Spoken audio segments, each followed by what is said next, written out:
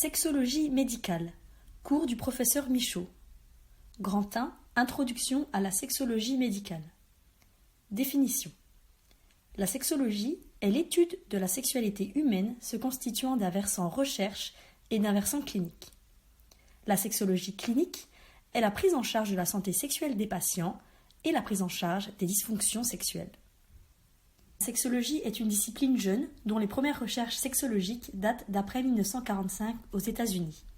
Au niveau clinique, l'introduction de la notion de thérapie sexuelle date de 1970. L'UCL est la première université au monde à développer un institut et un programme d'études consacré à la sexualité en 1961. C'est l'École de la sexologie et des sciences de famille, ESFA, qui forme les futurs sexologues. Le concept de la santé sexuelle établi en 1972 par l'OMS. Concept de santé sexuelle établi en 1972 par l'Organisation mondiale de la santé. Je cite: « La santé sexuelle est un état de bien-être physique, mental et social dans le domaine de la sexualité. Elle requiert une approche positive et respectueuse de la sexualité et des relations sexuelles, ainsi que la possibilité d'avoir des expériences sexuelles qui soient source de plaisir et sans risque, libres de toute coercition, discrimination ou violence. » Santé sexuelle et santé globale. Les études prouvent qu'être en bonne santé sexuelle contribue à améliorer la santé globale de l'individu. Voir le cours du prof Reinert. L'implication en termes de santé publique est importante. Cependant, il n'y a pas de titre sexologue reconnu en Belgique. Il n'y a aucun remboursement pour une consultation de sexologie, même si elle est réalisée par un médecin. Quelles sont les méthodes d'études scientifiques en sexologie? Elles se basent sur des études de cas. Description de cas cliniques de consultation, études d'un agresseur sexuel, journal intime sexuel, mais aussi des études par questionnaire, comme des écrits enregistrés sur Internet, entrevues, téléphone, et aussi l'observation directe du comportement sexuel en milieu naturel ou laboratoire. Ainsi, ces trois méthodes, études de cas, études par questionnaire et observation directe, impliquent de se confronter aux difficultés liées au tabou, aux problèmes éthiques, à la complexité et au caractère privé de ce comportement. Les précurseurs de ces études sont Masters et Johnson, qui ont réalisé une étude sur 10 000 rapports sexuels chez 700 hommes et femmes entre 1954 et 1966. L'observation était systématique en laboratoire par EEG, ECG, EMG, biologie hormonale et mesure de la pression sanguine vaginale. Actuellement, on peut compter en plus sur l'apport des nouvelles technologies dont la neuroimagerie, IRMF, qui correspond à imagerie par résonance magnétique fonctionnelle, mais également le PET scan et la thermographie. Finalement, ce qui ressort de tout ceci, c'est que la sexualité humaine est une intrication complexe de 4 types de facteurs: biologiques, conjugaux, psychologiques et sociaux. Grand 2. Physiologie de la sexualité. Anatomie. Le clitoris a la même origine embryonnaire que le pénis. Il se compose d'une partie externe et d'une partie interne. La partie externe est un gland de 5 mm recouvert du prépuce. La partie interne, comme le corps du clitoris qui mesure 2 cm, n'est également constituée de bulbes vestibulaires. Cela correspond au corps spongieux, environ 5 cm, entourant l'urètre et le vagin dans sa partie inférieure. Également dans la partie interne, on retrouve les piliers du clitoris, qui correspondent au corps caverneux, qui eux mesurent 10 cm, qui longent les branches ischio-pubiennes. Le point G a été décrit en 1950 par Grafenberg et définit une zone vaginale localisée au niveau du tiers inférieur de la paroi vaginale antérieure, à 3, 4, 5 cm de l'orifice vaginal. Il est plus facilement accessible avec les doigts qu'avec le pénis et procure un orgasme très intense. Il constitue une zone vaginale en contact avec le clitoris interne. Ce contact a lieu dans certaines conditions et est favorisé par une contraction du périnée. Au niveau clinique, cela permet de comprendre 3 effets. L'effet positif d'un tonus musculaire périnéal optimal sur le plaisir par la stimulation vaginale, mais aussi l'effet bénéfique d'une kinésithérapie périnéale et le fait que certaines positions favorisent l'orgasme par voie vaginale. Réponse sexuelle réflexe. Petit rappel, le réflexe comprend la voie afférente sensitive, du stimulus on passe au récepteur et du récepteur au neurone. Le réflexe comprend également les centres de contrôle du système nerveux central, la voie efférente motrice et un effecteur. qui est un organe qui produit la réponse. Attention, il n'y a pas d'intervention de la conscience, mais en revanche, le message sensoriel peut aussi aller vers les centres supérieurs et prendre une signification consciente permettant le blocage ou l'intensification de la réponse réflexe. Les mécanismes sexuels réflexes. Il y en a 7. Un stimulus, une pensée, un message visuel, une sensation tactile. 2.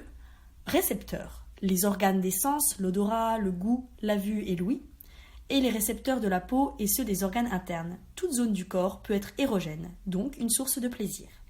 3. La voie afférente, c'est-à-dire les neurones. 4. Les centres de régulation du SNC. Il y a les centres de l'encéphale, qui correspondent au cortex cérébral et système limbique, et les centres médulaires, qui sont les centres parasympathiques et sympathiques, qui sont plus généralement les corps cellulaires des neurones somatiques des muscles du plancher pelvien. 5.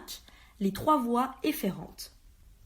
Les neurones du SN somatique, comme par exemple l'expulsion du sperme, les neurones du SM autonome, qui comprennent les neurones sympathiques et parasympathiques. Pour la première, ça peut correspondre à une émission de sperme, et parasympathique plutôt à une érection. 6. Les effecteurs, il y en a 4, les muscles squelettiques, les muscles cardiaques, les muscles lisses et les glandes. 7. Les réponses. Il y en a 3, la contraction des muscles lisses, la dilatation des vaisseaux, les phénomènes de turgescence, l'activité des glandes, qui correspond à la sécrétion de substances hormonales ou non, et la contraction des muscles squelettiques, qui correspondent au mouvement des muscles pelviens durant l'orgasme. Les 3 phases de la réponse sexuelle. La phase de désir, c'est le désir sexuel, à savoir les fantaisies imaginatives concernant la sexualité et l'envie d'accomplir une activité sexuelle, qu'elle soit seule ou en relation. Il y a ensuite la phase d'excitation. C'est la sensation subjective de plaisir accompagnée de mécanismes de vasocongestion responsables chez l'homme, d'une tuméfaction du pénis et de l'érection. Chez la femme, il s'agit d'une lubrification, d'un élargissement vaginal et d'une tuméfaction des organes génitaux externes. Enfin, la phase de l'orgasme, c'est l'acmé du plaisir sexuel accompagné d'un relâchement de la tension sexuelle et de contractions musculaires réflexes et rythmiques. Si on devait schématiser, on penserait au désir, suivi de l'excitation, suivi de l'orgasme, suivi de la satisfaction. À propos du désir sexuel, il s'agit d'une étape de l'activité sexuelle qui précède et qui accompagne l'excitation. Il existe 2 types de désir. Le désir sexuel spontané et le désir sexuel réactif. En ce qui concerne le désir sexuel spontané, il est inné, instinctif, c'est-à-dire qu'il est direct et actif. Souvent sous l'influence des hormones sexuelles et des neurotransmetteurs. Imaginons un tableau avec les hormones sexuelles et les neurotransmetteurs. Les hormones sexuelles ont un impact positif, dégagé par la testostérone et les œstrogènes, mais également un impact négatif, comme la prolactine et la progestérone.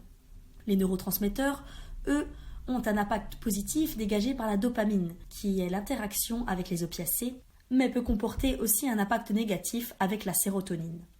Bref, ce désir sexuel spontané peut être généré par des stimuli extérieurs, comme la vue, l'odorat, et des stimuli psychologiques, des fantasmes ou sa propre mémoire. Il débute avec une pensée sexuelle selon un mécanisme simple de type besoin-récompense, focalisé sur l'objectif final, qui est d'avoir ce rapport sexuel. Ce type de désir est le plus fréquent chez l'homme. En ce qui concerne le désir sexuel réactif, il est passif au départ et devient réceptif. Il est provoqué et plutôt indirect. Il apparaît au cours de l'acte sexuel et souvent en réponse à une excitation sexuelle selon un mécanisme plus complexe qui se nourrit de la relation, de la tendresse, de la situation affective et érotique. Ce type de désir est le plus fréquent chez la femme. Mais attention, les 2 formes de désir citées sont bien sûr possibles chez l'homme et la femme. Application clinique pour les troubles du désir. Il est important d'apprendre à se connaître soi-même et connaître son partenaire. Il faut lutter contre les fausses croyances, c'est-à-dire l'attente passive de la survenue du fameux désir sexuel selon le principe que, je cite, « le désir doit venir spontanément, sinon il n'est pas réel ». De plus, débuter une relation sexuelle sans désir sexuel actif n'est pas forcément pathologique. Enfin, il y a une importance à favoriser la survenue d'une relation sexuelle, que ce soit dans une ambiance intime et érotique. Phase d'excitation chez l'homme. L'érection se passe sous l'influence parasympathique, qui est plus généralement la vasodilatation passive des corps caverneux et du corps spongieux. Il peut y avoir une influence négative sur sa survenue par le stress et l'anticipation anxieuse, parfois l'angoisse de performance, mais aussi une influence négative causée par des pathologies vasculaires, neurologiques ou hormonales, et une autre influence négative peut être celle de la iatrogénie médicamenteuse et chirurgicale. La phase d'excitation chez l'homme et la femme. Il s'agit de l'augmentation progressive du rythme cardiaque et respiratoire, ainsi que du tonus musculaire et de la tension artérielle. La phase d'excitation féminine. Il y a une grande variété de signaux tactiles et psychiques, qu'on appelle stimuli, qui mènent à l'excitation féminine. Les voies d'accès au plaisir sexuel, les récepteurs, sont multiples. Clitoris, vagin, anus, mamelon, mais aussi la nuque, le dos. En soi, toute zone du corps peut être érogène. Cependant, la plus efficace est le clitoris. Sa seule fonction reste le plaisir. Il constitue la plus grande concentration de fibres nerveuses de tout l'organisme féminin. Près de 8000 fibres nerveuses sur le gland du clitoris, ce qui revient à 2 fois plus que sur le pénis. Cette phase d'excitation est rendue possible par des récepteurs, une voie afférente, les centres de régulation du SNC et les messages émis par système nerveux autonome, plutôt au niveau parasympathique et orthosympathique. Le système parasympathique permet la vasodilatation des vaisseaux de la vulve et du vagin, et au niveau de la vulve, la turgescence des lèvres et l'érection du clitoris. Au niveau du vagin, il y a une augmentation de la pression. Dans un premier temps, l'extravasation capillaire d'un liquide lubrifiant et enfin de la paroi du tiers inférieur du vagin qui se resserre avec la formation de la plateforme orgasmique qui favorise le contact vagin-pénis et augmente les sensations des deux partenaires. Il est pertinent de remarquer qu'il n'y a pas de contraction musculaire du tiers inférieur du vagin en cas de vaginisme. La lubrification est complétée par sécrétion des glandes de Bartholin et aussi les glandes de Skene. L'érection du mamelon. Cette phase est similaire à l'érection du pénis et est tout aussi importante pour le chemin vers le plaisir sexuel. C'est une forme de préparation physique à la pénétration vaginale. Attention, la pénétration n'est pas obligatoire. Un acte sexuel complet, avec phase de désir, excitation et orgasme, peut être constitué de multiples caresses sexuelles, sans aucune pénétration. Pour que cette phase soit optimale, il y a l'importance de l'intensité et de l'efficacité de la stimulation sexuelle. Plus cette phase se prolonge, plus le plaisir augmente, et donc augmentation de la possibilité d'atteindre l'orgasme avec l'augmentation de la possibilité d'atteindre un orgasme intense. Si la stimulation est suffisante et que l'influence est positive de la part du cerveau, un orgasme se produit. Application clinique. S'il y a une survenue de dyspareunie superficielle féminine sur sécheresse vaginale, il faut encourager de longs préliminaires, en plus de l'application d'un gel lubrifiant, qui pourrait s'avérer utile. Il est utile de remarquer que les préliminaires sont ce qui précède la pénétration. Il y a une erreur populaire qui est de considérer que les préliminaires sont toutes les caresses sexuelles en dehors de la pénétration. C'est faux. Phase d'orgasme chez l'homme. Il s'agit de la manifestation la plus évidente, qui est l'éjaculation. C'est la dominance orthosympathique par la contraction réflexe. Application clinique. Le stress favorise l'éjaculation. Voir le chapitre sur l'éjaculation prématurée. L'orgasme masculin est la sensation de plaisir intense, souvent concomitante à l'éjaculation, mais pas toujours. Ainsi, l'éjaculation est possible sans plaisir orgasmique dans le cadre d'un soulagement d'une tension ou en cas de trouble psychique. Mais il faut savoir que l'orgasme masculin est aussi possible sans éjaculation. Par exemple, avant la puberté ou encore plusieurs orgasmes, rares chez l'homme, sans expulsion de sperme ou très peu lors du 2e ou 3e rapport consécutif. La phase d'orgasme chez la femme. L'orgasme féminin est la sensation de plaisir intense. Il consiste en des contractions des muscles squelettiques pelviens, à savoir le vagin, la vulve et l'utérus. C'est une contraction toutes les 0,8 secondes et il y en a 3 à 15 selon l'intensité de l'orgasme. La dichotomie orgasme clitoridien versus orgasme vaginal est obsolète. Selon Freud, le plaisir d'une femme mature est vaginal. La plupart du temps, l'orgasme appelé vaginal est un orgasme par stimulation de la partie interne du clitoris. On précise, la plupart du temps, car une stimulation du vagin en lui-même peut être source de plaisir et toute zone du corps peut être une zone érogène. L'éjaculation féminine. Dans le langage populaire, aussi appelé femme fontaine, la fréquence est mal connue. Environ 5% des femmes, ce chiffre est certainement sous-estimé. Cette éjaculation nécessite une forte excitation et un abandon particulier, un lâcher-prise favorisé par la stimulation digitale du clitoris interne, le point G, et associé ou non à un orgasme. Lors de la phase d'excitation, la vessie se remplit et ensuite se produit l'expulsion en jet par l'urètre par des contractions de muscles du périnée. Analyse du liquide émis. On y retrouve 100 à 300 ml environ, de l'urine fortement diluée par créatinine et l'urée, du PSA retrouvé chez 70% des patientes qui correspond au système glandulaire périurétral dont font partie les glandes de Skene, qui est plus ou moins la prostate féminine. Attention, ce n'est pas de l'incontinence urinaire, c'est une miction avec petite participation prostatique qui survient en fonction de la culture, du contexte socio-relationnel, du caractère recherché et qui peut être source de honte et de dégoût. Modèle de la réponse sexuelle. Modèle linéaire de la réponse sexuelle, Masters and Johnson. On y retrouve 4 phases, l'excitation, la phase de plateau, avec des phénomènes de la phase d'excitation qui restent stables, l'excitation et le plaisir qui arrivent à un haut niveau et qui s'y maintiennent selon une ligne plateau, et l'accumulation de tensions sexuelles qui peut mener au déclenchement de l'orgasme. Ensuite, l'orgasme, puis la résolution, diminution progressive des phénomènes de la phase d'excitation, sensation de détente musculaire et du sentiment de bien-être général. Modèle circulaire proposé par Rose-Marie Basson, applicable aux femmes. Il s'agit d'un modèle un peu plus complexe que celui précédemment cité. Ici, tout commence par l'intimité émotionnelle. Il se transforme en désir de donner et recevoir des stimuli sexuels, pour de multiples raisons d'engager cette relation sexuelle, et ces stimuli se transforment en excitation sexuelle psychique et physique qui donneront du coup place à l'orgasme, c'est-à-dire à la satisfaction émotionnelle et physique. Les désirs sexuels spontanés et réactifs interviennent à des moments différents. Le désir sexuel spontané intervient au moment de la réception des stimuli sexuels et de l'excitation physique et psychique. Le désir sexuel, lui, est provoqué par l'excitation sexuelle physique et psychique qui donne alors ainsi place à l'orgasme et à la satisfaction émotionnelle et physique. Conclusion de ces deux modèles. Le modèle linéaire est réducteur autant pour la femme que pour l'homme. D'ailleurs, le modèle de Basson, modèle circulaire, exprimé au départ pour les femmes, est applicable aussi chez l'homme, puisqu'au cours de la relation sexuelle, le niveau d'excitation de l'homme, l'érection, peut varier durant toute la phase qui précède la phase de l'orgasme. Étude sur les multiples raisons d'avoir des relations sexuelles.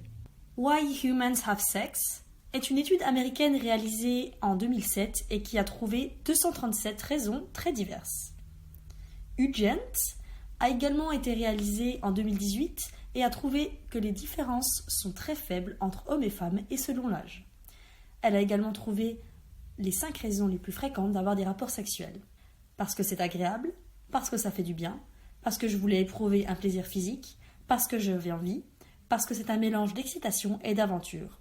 Pour conclure, le plaisir est la première motivation pour faire l'amour. Application clinique. Il y a une baisse de désir lorsqu'il y a un trouble sexuel secondaire fréquent en cas d'anorgasmie, de vaginisme, de dyspareunie. La réponse sexuelle chez l'homme. La courbe est relativement prévisible. On peut observer une période réfractaire où la tension-excitation sexuelle doit baisser avant qu'une nouvelle érection soit possible. Cette période réfractaire est absente chez la femme, qui est capable de répondre presque immédiatement à de nouvelles stimulations. La réactivation chez l'homme est donc possible après la fin de la période réfractaire. La réponse sexuelle chez la femme. Selon 3 courbes différentes. La plus fréquente est semblable à l'homme. Une autre courbe montre que l'excitation atteint un plateau sans orgasme. Et la 3e courbe montre plusieurs chutes brèves au cours de l'excitation, puis un orgasme, puis une courte phase de résolution. Nota bene, il y a bien une absence de période réfractaire faisant que la femme est multi-orgasmique. Elle est capable d'obtenir plusieurs orgasmes au cours de la même phase d'excitation sans revenir à l'état de repos, ce qui n'est pas possible chez l'homme. Influence du cerveau. L'influence du SNC est très importante. Une même stimulation sexuelle dans un contexte cognitif et ou émotionnel différent peut entraîner une sensation de plaisir très différente. La réponse sexuelle est plus qu'un simple réflexe. Elle nécessite l'engagement de toute la personne. Le cerveau peut intensifier les stimulus via des fantasmes, des rêves, des souvenirs, des pensées agréables. Ou bien il peut les inhiber par des refus volontaires, une aversion, de mauvais souvenirs, des traumatismes. Contrôle par l'encéphale. Nous avons deux zones en communication, le cortex cérébral et le système limbique. Le cortex cérébral a la capacité de percevoir les stimuli, de les analyser, d'en déterminer la signification et de commander la réponse la plus appropriée. Le système limbique, lui, est impliqué dans les émotions, la mémoire, les apprentissages. Ces deux zones sont en communication continue. Consciemment ou non, nos émotions interviennent de manière puissante dans nos comportements, y compris sexuels. Le lobe temporal et région sous-corticale. Il contrôle les deux l'inhibition constante de la réponse sexuelle. Il est donc nécessaire de lever cette inhibition pour qu'un état d'excitation sexuelle apparaisse. Application clinique. L'effet aphrodisiaque de l'alcool est lié à son caractère désinhibant. Et l'importance du lâcher-prise pour une réponse sexuelle optimale est en général plus difficile d'accès pour les femmes. Au sein du système limbique, centre du plaisir. Les plus importants se situent dans l'hypothalamus et les noyaux septaux. Ces centres sont très proches des structures qui contrôlent les fonctions sexuelles et entretiennent donc une relation étroite entre l'activité sexuelle et le plaisir. Seulement, pour ressentir le plaisir, le cerveau doit interpréter ces sensations comme plaisantes. Cela fait appel à des apprentissages agréables ou désagréables du passé, voire de l'enfance, pour influer sur le décodage des stimuli. Application clinique. Éducation religieuse stricte, abus sexuels, relations non respectueuses avec un précédent partenaire. Cela peut entraîner une absence de plaisir malgré une stimulation sexuelle adéquate car les centres réflexes de la moelle épinière ne peuvent fonctionner sans la permission, entre guillemets, du cerveau, d'où l'importance de l'éducation et de la communication dans l'exercice de la sexualité. Pour conclure, toute activité sexuelle fait intervenir un ensemble complexe de mécanismes physiologiques et psychologiques. Ces facteurs physiologiques interviennent dans la réponse sexuelle neurologique, hormonale et physique, mais il faut garder en tête que le psychisme a presque toujours un rôle à jouer. Grand 3. Définition des différents types de dysfonction sexuelle. Définition. La dysfonction sexuelle est un trouble de la réponse sexuelle, soit sur le plan du désir, soit sur le plan de la vasocongestion, soit sur le plan de la réponse orgasmique, ou dans plusieurs phases de la réponse, ou bien c'est une douleur associée au rapport sexuel. Ce trouble peut s'accompagner d'un sentiment d'insatisfaction. Voir la définition de la santé sexuelle, un état de bien-être dans le domaine de la sexualité. La limite entre le normal et l'anormal en sexologie. Le mot normal correspond à selon la norme, donc varie selon le lieu, l'époque et l'observateur. Quelle est cette norme ? Doit-on se baser sur des critères anatomiques ? La définition du normal semble évidente, mais en fait, la variation est importante en termes de taille, de forme, des organes génitaux bien sûr, pénis, petites lèvres, capuchon clitoridien, sein, etc. Mais doit-on se baser sur des critères fonctionnels ? Désir, fréquence des rapports, initiative plus fréquente chez un des partenaires, etc. Excitation, maintien de l'érection, abondance des sécrétions, et l'orgasme, qui est nécessaire pour l'homme et la femme, mais il y a des cas de précocité. De l'anormal au pathologique. Les pathologies sont synonymes de souffrance. Le symptôme sexuel est une souffrance pouvant reposer sur un élément pathologique avéré, mais non exclusivement, et cette souffrance est liée à la sensation de manque ou de perte intolérable de la liberté de fonctionner sexuellement, soit isolément, soit dans le cadre d'une relation. Dans ce cas, il se peut que ce soit le conjoint du porteur de symptômes qui souffre le plus. Exemple de souffrance indirecte. Le partenaire de l'éjaculateur précoce, ou encore le partenaire de la femme non désirante ou anorgasmique. La conséquence finale est un sentiment d'insatisfaction sexuelle. Notion de satisfaction. La distinction du normal versus anormal ne repose pas sur des critères anatomiques ou fonctionnels. Elle s'établit en fonction du sentiment de satisfaction ou d'insatisfaction et en fonction de la souffrance ressentie. Épidémiologie. Il s'agit de la dysfonction sexuelle dans la population générale qui concerne 30 à 40% des femmes et 20 à 30% des hommes. Seulement 10% des patients consultent spontanément. Dans des situations médicales où l'impact sur la santé sexuelle a été démontré, seuls 25% des médecins abordent ce sujet de manière spontanée. Les raisons évoquées à cela sont développées dans le cours du professeur Reinhardt. Dysfonction sexuelle. La dysfonction primaire existe depuis toujours. La dysfonction secondaire est apparue après une période de fonctionnement sexuel normal. Nous allons étudier 4 types de dysfonction sexuelle. Premièrement, trouble du désir sexuel. Petit 1, la baisse du désir sexuel. Définition. C'est une déficience ou absence permanente ou récurrente de fantaisie imaginative d'ordre sexuel ou d'intérêt ou de réceptivité pour des activités sexuelles. Ce trouble sera à l'origine d'une souffrance marquée et ou de difficultés relationnelles. Cette baisse de désir sera soit globale, soit situationnelle. Si elle est globale, c'est-à-dire qu'elle concerne toutes les formes d'expression de la sexualité. Si elle est situationnelle, elle est limitée à un partenaire ou à une activité sexuelle spécifique. Par exemple, les relations sexuelles, mais pas la masturbation. Le patient peu motivé dans la recherche de stimulus éprouve peu de frustration s'il n'y a pas de rapport sexuel, ne prend pas l'initiative du rapport sexuel ou s'il livre avec réticence quand le partenaire prend l'initiative. Notion de fréquence. Il n'existe pas de norme de fréquence ou d'intensité du désir sexuel. Le diagnostic repose sur un jugement clinique fondé sur l'individu, qui peut être en souffrance, en état de santé critique, plus âgé, etc. Et la dynamique de couple ou parfois des divergences de désir sexuel conduisent à une demande de consultation avec l'intérêt d'entendre les deux partenaires. Une apparente baisse de désir sexuel chez l'un des partenaires peut refléter un besoin excessif d'activité sexuelle chez l'autre.